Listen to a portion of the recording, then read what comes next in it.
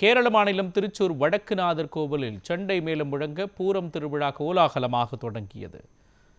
கேரளம் மாநிலத்தில் பிரசித்தி பெற்ற பூரம் திருவிழா திருச்சூர் தெக்கின்காடு மைதானத்தில் கோலாகலமாக தொடங்கியுள்ளது.